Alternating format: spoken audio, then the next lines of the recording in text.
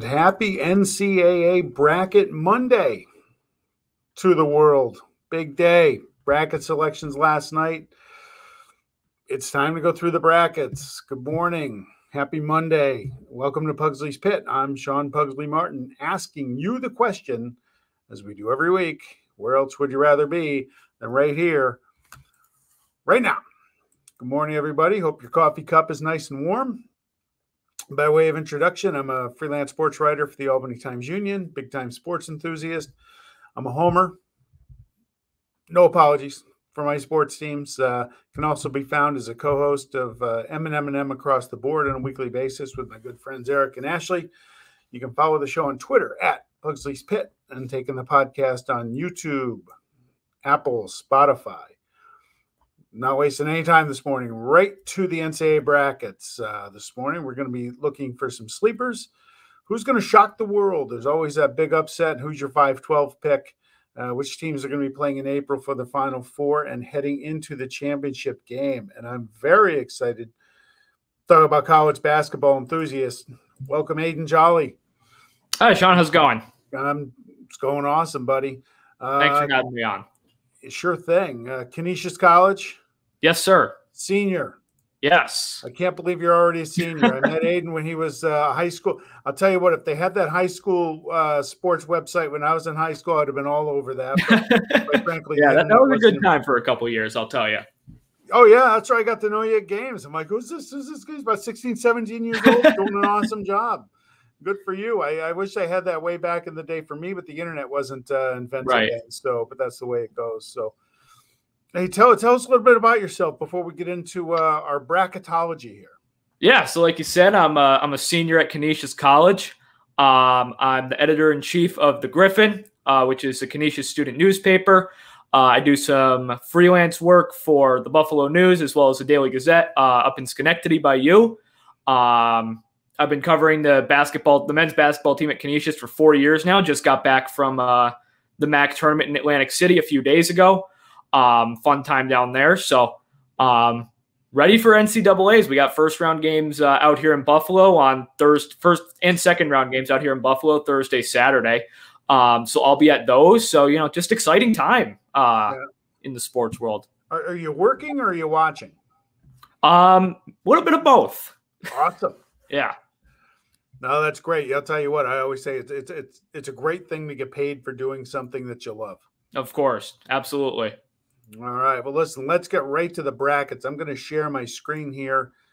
We'll get them in, and we'll see what Aidan and I think here. We're gonna go right to the West region. Start up on the top left corner.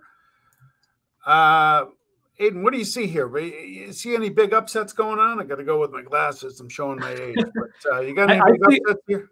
So far, I got one really big upset. I filled out my bracket last night. One big upset in this quadrant. I see New Mexico State beating UConn.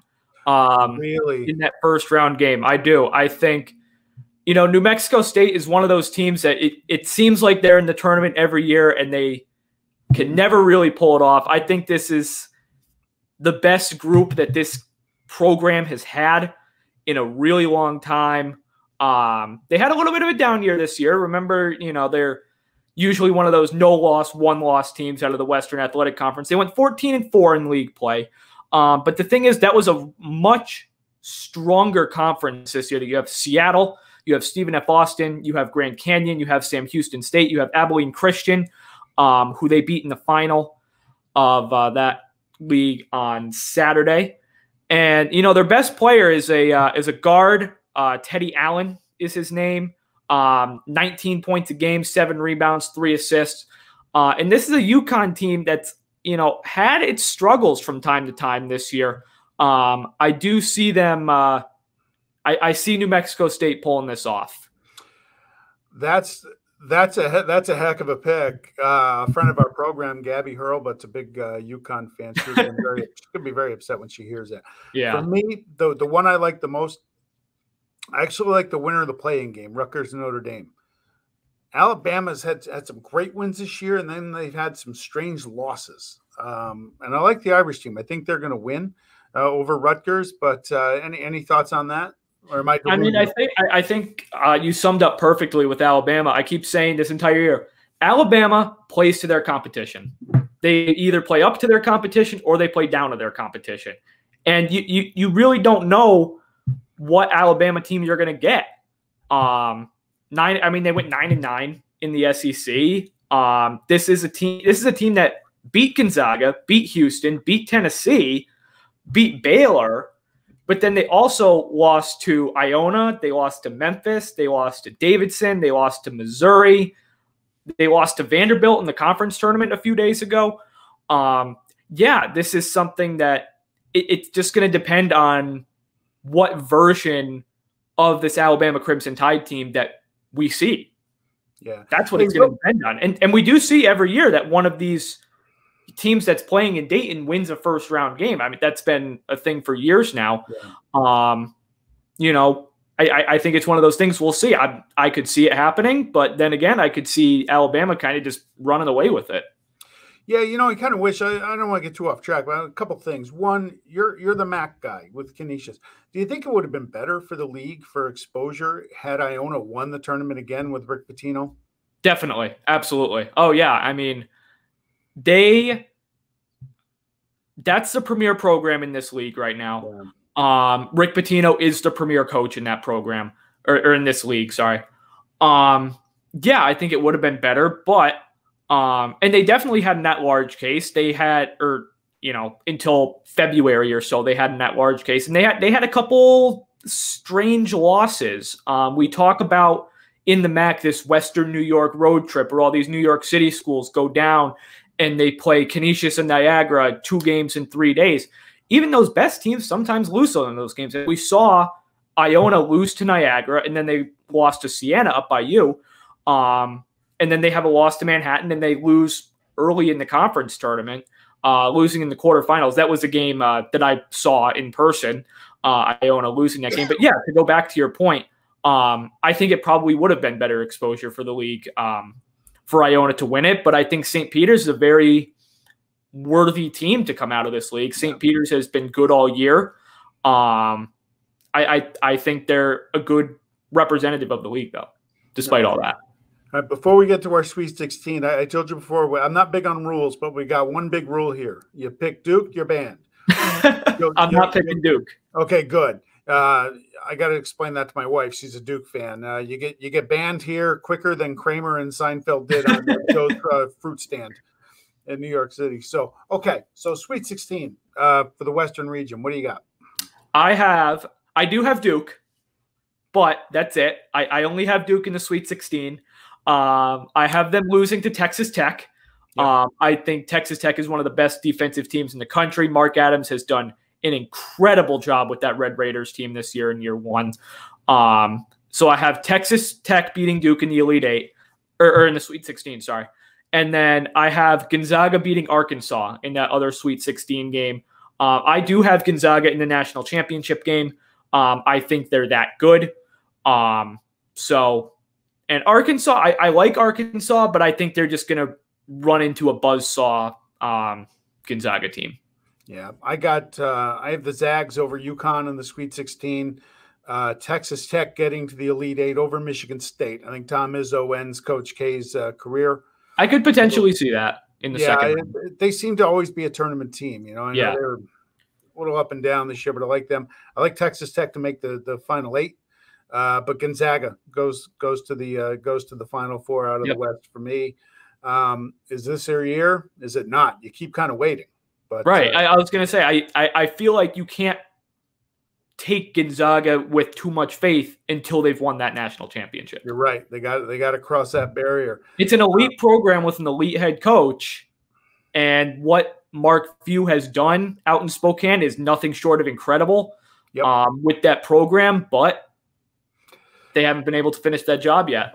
Yeah, you know what? A few years ago, they were the darlings that nobody knew exactly how to pronounce their name. Yeah. But you get there enough times, you got to win it. And speaking of winning, right. In the East, Baylor's a top seed. The first round game that I love is North Carolina Marquette. Those were the two teams that I liked a lot growing up in the late 70s. That should be a good one. I have. What do you see? Who do you think might get picked off here early on? So I very much like that North Carolina Marquette matchup. I think that one's going to be a lot of fun. This region has the game of the first round, and that is Murray State against San Francisco. Really? In that 7-10 matchup. I have been a supporter of that San Francisco program for years. I'm so happy they got in that large. They absolutely deserve it.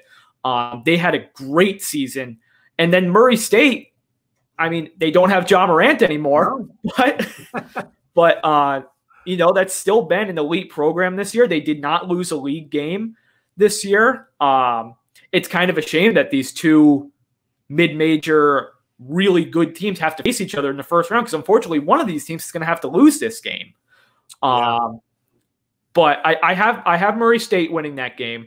I think they just have a really explosive offense. They can do just about anything they want to do with the basketball. So I have Murray State winning that game. I have two upsets in this region. I do have, like you said, I have the play-in between Wyoming and Indiana. First of all, I think Indiana wins that game against Wyoming. Indiana is another one of those programs that's been up and down a little bit this year, as is like the entire Big Ten. I mean, I feel like that's a league where a lot of teams are so up and down. Yeah. But I can definitely see Indiana winning this game and then picking off St. Mary's in the first round. The other one is the 11/6. I have Virginia Tech beating Texas. So in the first round.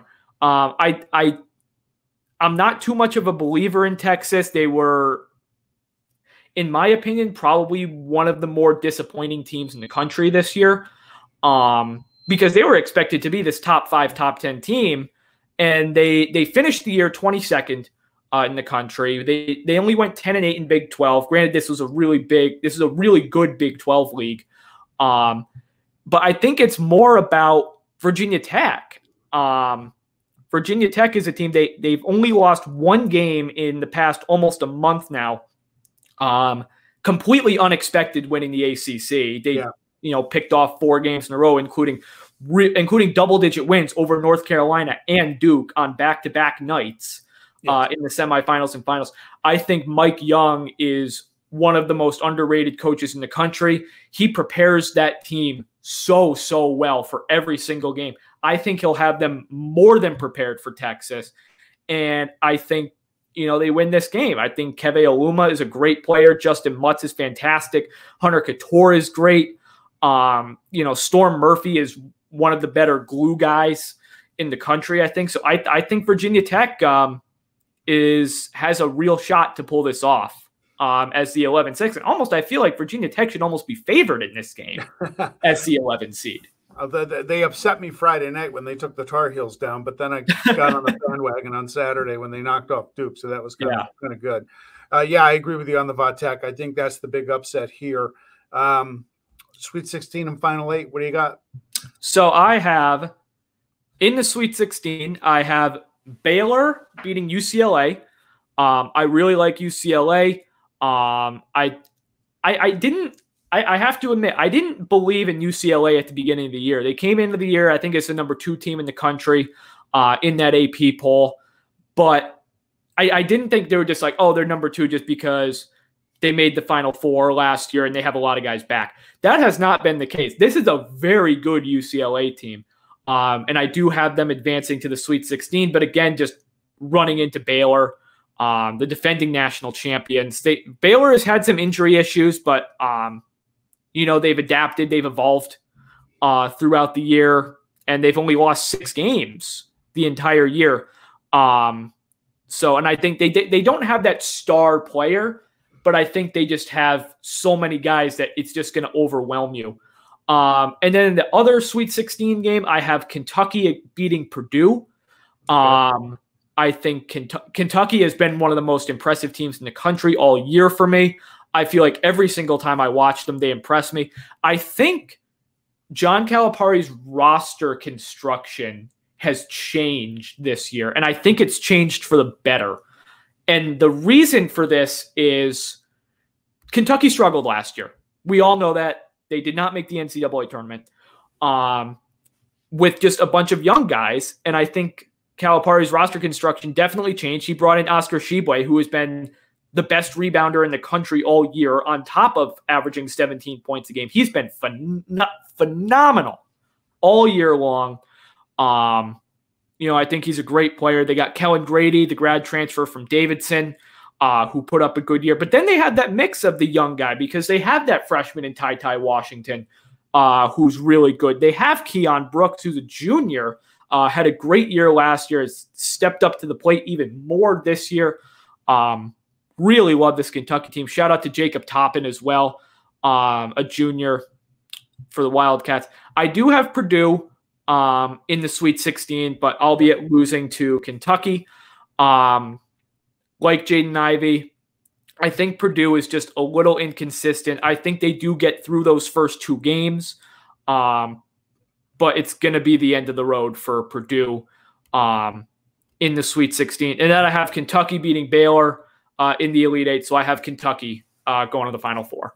All right, I have, remember at the start, I'm a homer. Yeah, Carolina, Go Heels, taking down Baylor just because I'm going to will it to happen. UCLA, Purdue, and Kentucky, just like you.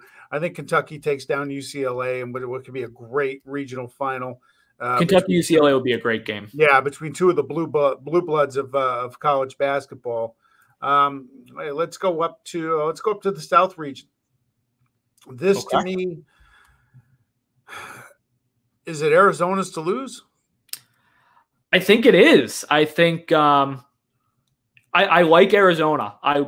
I have loved this Arizona team all year. I think Tommy Lloyd has done a ridiculously good job in year one. I do think this is Arizona's region to lose. I do have an upset in this one. I have Chattanooga beating Illinois. Chattanooga is a really good team that not a lot of people know about. I mean, if you're looking for a mid-major team that won't be overwhelmed by the size of a high major team, it's Chattanooga. I mean, they have Malachi Smith, star point guard, one of the top 50 players in the country, in my opinion. He's averaged more than 20 points, 6 rebounds, 3 assists. And then they also have a name you're going to recognize. Silvio De Sousa is on this Chattanooga team.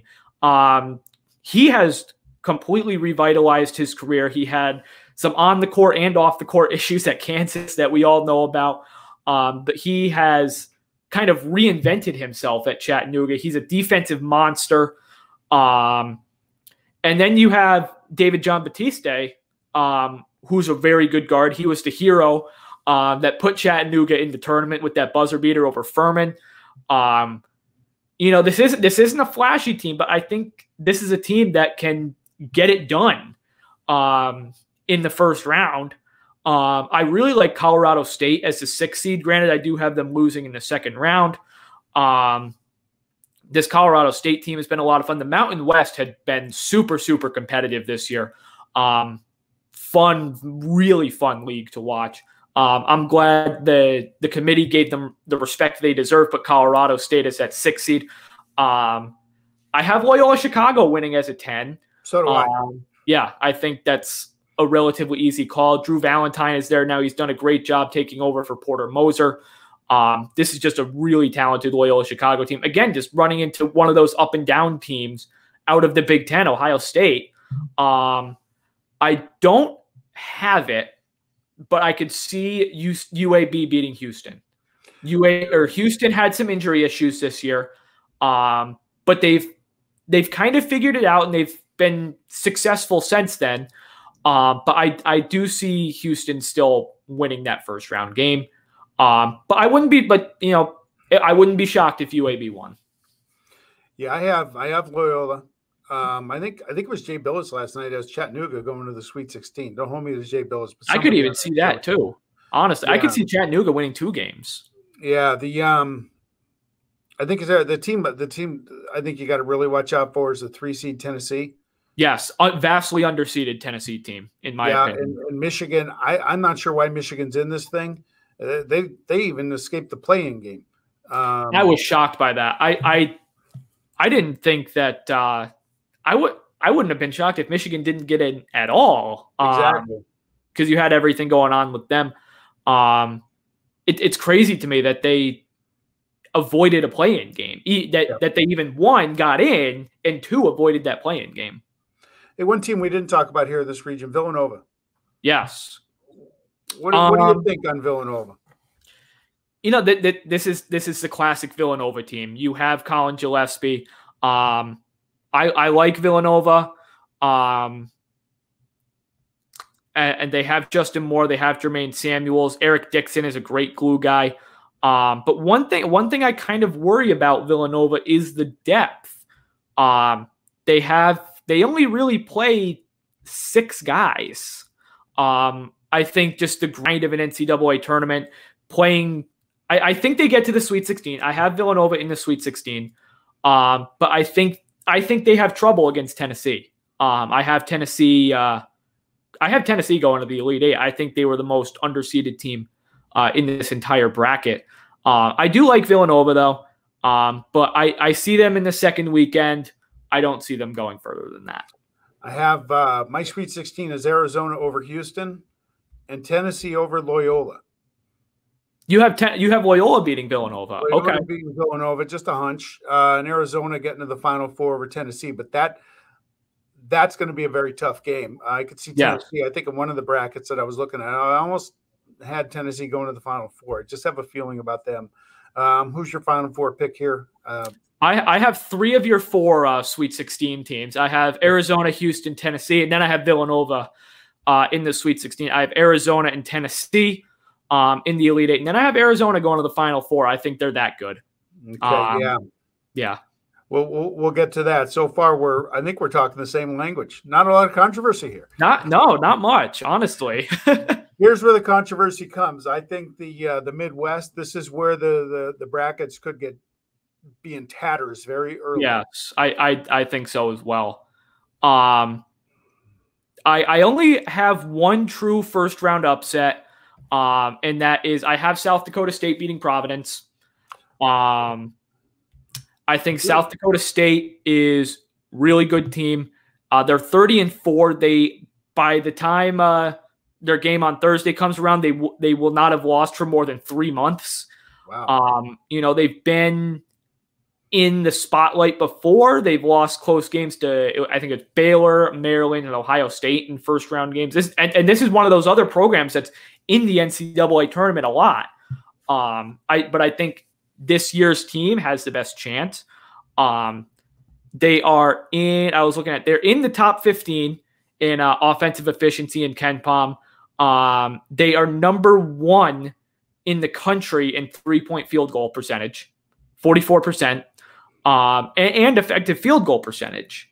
So this is a team that takes good shots and makes good shots. Yep. So I think they have a lot of firepower on the offensive end. And I think this is a good matchup for them because one worry about them has been their defense. They gave up 104 points to Alabama and 87 points against Washington earlier this year. But I think this is a good matchup for them in Providence because this is a Providence team that's not as explosive as some other teams are on the offensive end of the ball. I think Providence is a team that kind of got lucky a lot of times throughout the year. And I think the committee might have noticed that in giving them that 4 seed. So I think South Dakota State wins this game. And yeah, I do agree with you that this could be a bracket that ends up in tatters. You have that 4th Buffalo game, a game that I'll be at, is Iowa against Richmond.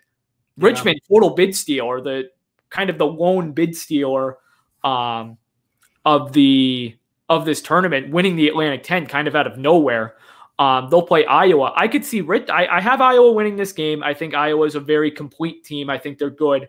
But this is a game I could just see Richmond, keeping the hot streak going and knocking off Iowa. And then that puts you in an area where you have a 12 versus 13 in the second round, which is always a lot of fun. And a lot of anguished people around the country because nobody will have that.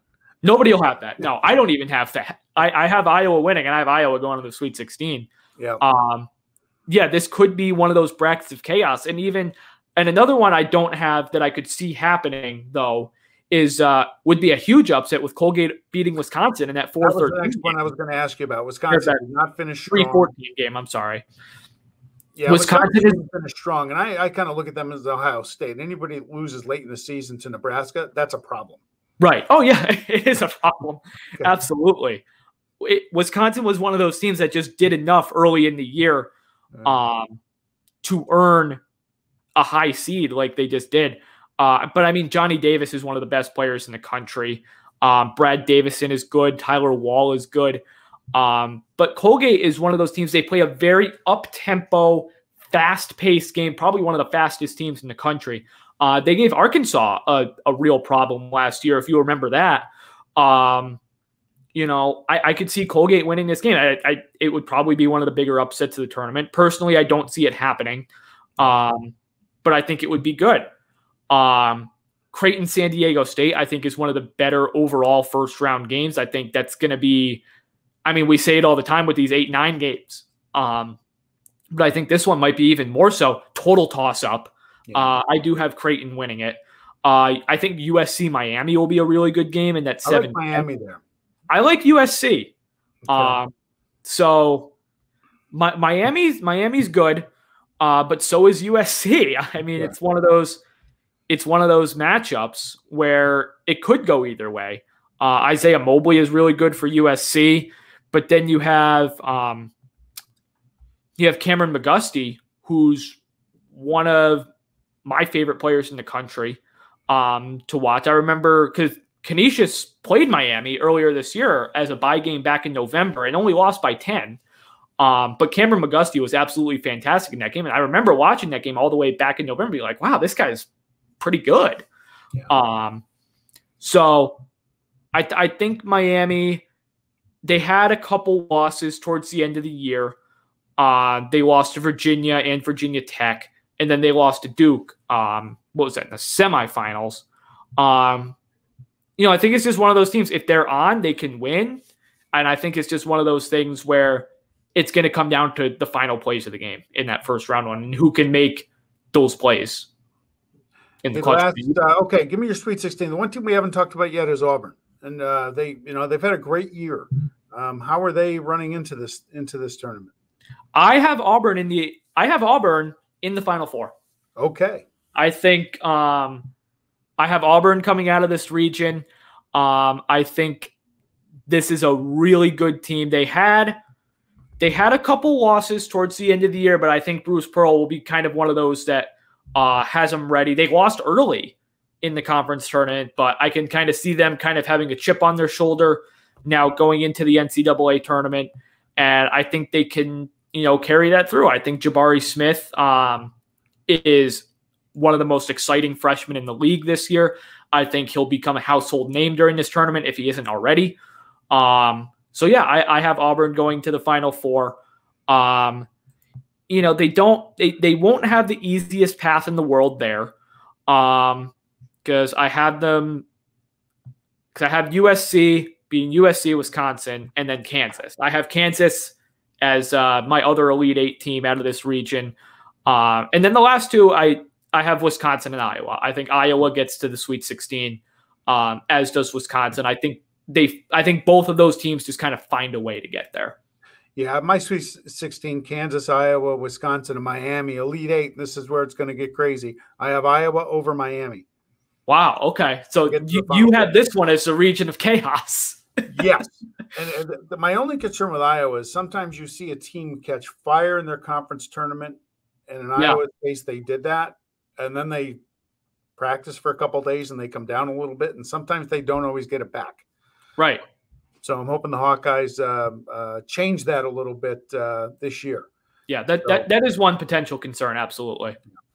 Okay, Final Four. Who's going to be playing on that Monday night, April 6th? So I have national championship game. I have Arizona against Gonzaga. So do I. Yeah, I feel like that's a very consensus thing around college basketball circles right now. Yeah, again, with Arizona, I'm not sure that they're the best team, but I think they have the easiest road. I think they really there's one game that I could see them getting tripped up, and that's, to me, Tennessee. But I'm not so sure if Tennessee's good enough to do it. Right. I'm not sure they are either. Yeah. Like I've said about Arizona, I'll praise Arizona all day long.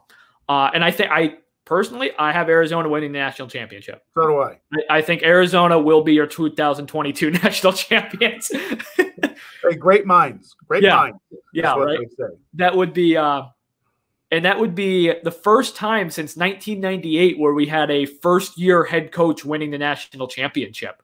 And Tommy White, who's the longtime Gonzaga assistant before this year, now in year one at Arizona, has done a great job.